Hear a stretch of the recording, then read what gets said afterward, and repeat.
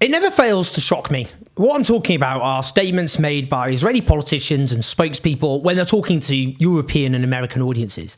You see, what they do is they tailor the rhetoric. When speaking to Israeli audiences in Hebrew, you'll often hear Israeli politicians and all the rest deploying the most blood-curdling, hateful, indeed genocidal rhetoric imaginable. But those who are put in front of cameras for foreign audiences, well, there's a slightly different tone. Now, they're generally helped by the fact that, with courageous exceptions, Western media outlets generally give them a pretty easy ride. Accept their framing, fail to hold into account for obscene war crimes, don't take on lies, indulge propaganda, and often, frankly, they just don't even know their stuff.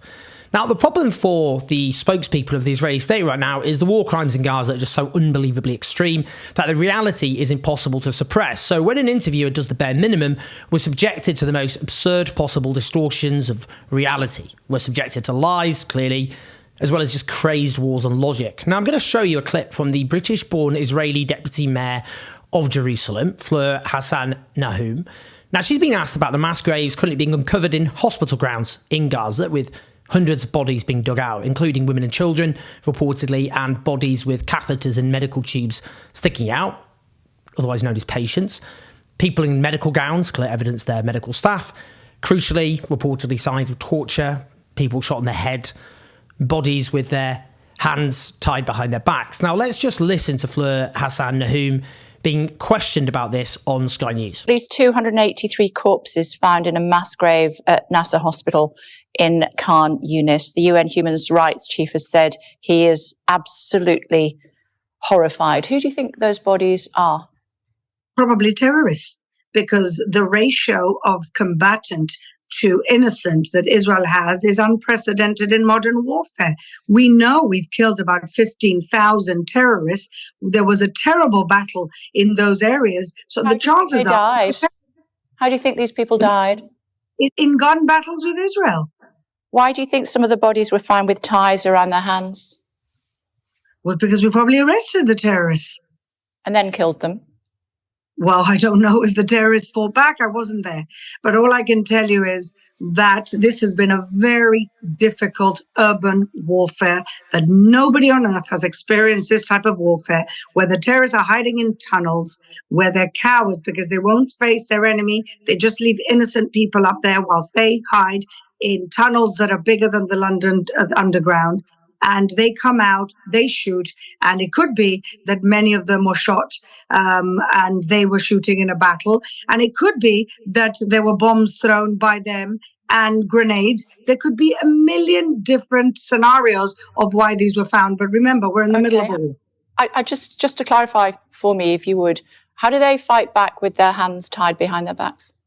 Well, we don't know what they were doing before their hands were tied behind their backs, do we? No, but if you've managed to cable tie them, they shouldn't, yes, and maybe, shouldn't subsequently find them dead, should we? And maybe, again, we're just conjecturing. Maybe his friend threw a grenade, and then what happens? Maybe there was a missile, maybe they threw a rocket, and then what happens? Again, this is conjecture. I wasn't there, you weren't there. We can't know. All I know is that our army has the highest... Neither was Amnesty International, and they say there's... Well, a few things there. Now, firstly, she peddles this recurring lie the Israeli state keeps feeding us, an unprecedented ratio of civilian versus combatant deaths. Now, Israel denies the official death count, for a start, despite death tolls in previous conflicts being validated afterwards by Israel, despite Israeli officials privately saying they're accurate, as well as the US for that matter, as well as humanitarian agencies, as well as the likes of medical journal Lancet, which did a detailed study, and the fact that the death toll is actually an underestimate, because it excludes thousands buried under the rubble, as well as people killed, for example, without notice, without anyone notifying the health ministry in Gaza, probably because there's no surviving loved ones, despite the fact that the health ministry clearly isn't functioning properly because Gaza's been virtually destroyed, as well as the fact that other forms of death caused by conflict are not included, like untreated illnesses because of the collapse of the healthcare system. We could go on. But crucially, as the Israeli newspaper Haaretz notes, Israel keeps killing civilians who walk past an invisible line and then classifies them as terrorists. So those death figures are just a lie that Israel are giving in terms of the number of terrorists they've killed. A total lie. And just to drive that truth home, this truly despicable individual who's interviewed here previously spread the debunked lie that dead babies in Gaza were not really dead babies. They were being faked with dolls. You know what? I think broadcasters should have just destroyed her over that alone. Like every time she ever appears on television, she should be made to to account for the fact that she spread a lie that grieving parents in Gaza were fabricating the deaths of their children using dolls. Unfortunately, we've got the media that we do. Now, her deranged logical claims in that clip are the reason she gives in terms of their hands being tied is probably because we arrested them. That's the deranged logical kind of claims she's offering, leading to the obvious question there: why would they then be killed? Why would the IDF kill them? If they've got their hands tied behind their backs, by definition, they don't pose a threat. So why would you kill them? So she claims because they fought back using bombs or grenades. Yeah, again, Fleur, hey, come on, we dealt with that. How would they fight back? The whole hand situation. You see, if I've got my hands tied behind my back, I'm not throwing anything, am I, Fleur, realistically? So she suggests maybe his friend threw a grenade or a missile or rocket. Does she think we're stupid? Does she think we're just thick? Is that what's happening here? She goes on television and thinks, I think this audience is actually stupid. How does it make sense? Someone's got their hands tied behind their backs. They've been detained by the Israeli army, clearly. If the implications were elsewhere in detention, they were then killed by Palestinian armed factions firing weapons at them. Is that what I don't know. Is that what she's getting at? Because she can't be saying that they were detained and then on their side, others fired weapons at Israel and then the Israeli state fired back. Because the ones with their hands tied behind their backs are the ones detained by the Israeli military. So if she's saying that they were killed by Israeli armed factions firing weapons at them when they'd been detained by the Israeli state, then these particular onslaughts, there'd be a significant number of IDF soldiers who would have died alongside them because they'd been detained by them. But that's not true. So just so we're clear here, if someone has their hands tied behind their backs, regardless of whether they were a combatant or not, they are classed under international law as hors de combat. Under the Geneva Convention of 1948, they are non-combatants. They are protected people. And it is a war crime to kill them. Now get this, Israel has a new line. Yeah, you see, they go, well, these mass graves clearly are real. Can't really hide that, can they? Because we can see the mass graves being dug up. But they go, well, the Palestinians dug the mass graves. What kind of defense is that? These are obviously people killed by the Israeli military. What does the detail change there? As a brilliant US journalist at The Intercept, Jamie Scarhill puts it, Israel's new line on the mass grave in Khan Yunis is essentially, we didn't bury those people we murdered, the Palestinians buried the people we murdered.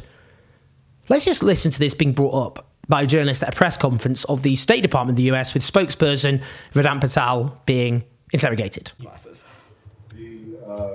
Gaza Civil Service today held a press conference this morning, which was televised, and they said that evidence showed that many of those pulled out from the 3 mass graves that they found, including children, were tortured before being killed. Some even showed signs of being buried alive, along with other crimes against humanity that they accuse Israeli forces of. They called for an independent forensic investigation. This administration repeatedly says that it asks the Israeli government to investigate itself.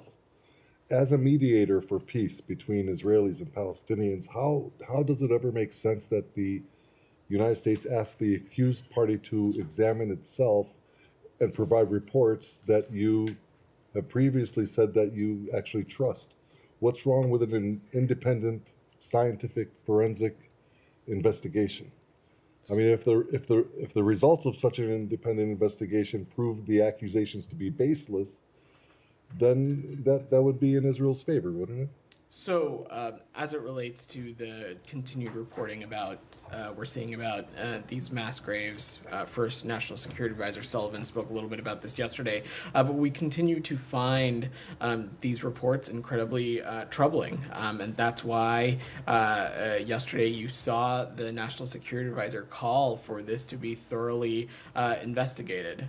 We want to see these facts looked into, and simultaneously we're continuing to press the government of Israel for more information. The IDF has spoken to this in some sense already, but we are continuing to press them for additional information. But why not have an independent forensic scientist, which the Palestinians are calling for? We think this does need to be thoroughly investigated, but in terms of the modality, we continue to want to see some additional information from the government of Israel before. But we you're make asking other the accused to assessments. investigate itself.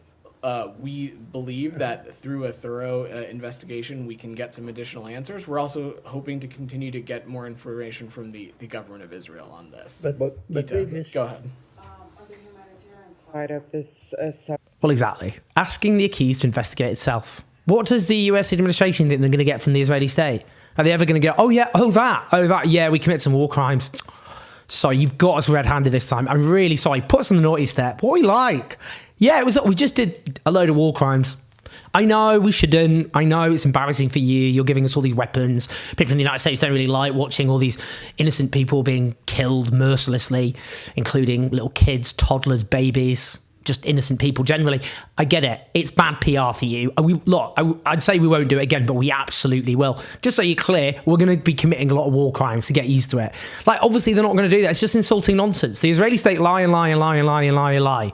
That's what they do. They lie and they kill. They kill, they lie, then they lie again, and then they kill some more, then they lie again, and then they kill, and then they lie again, and then they... That's what we've just been subjected to, you see, for the last 6.5 months.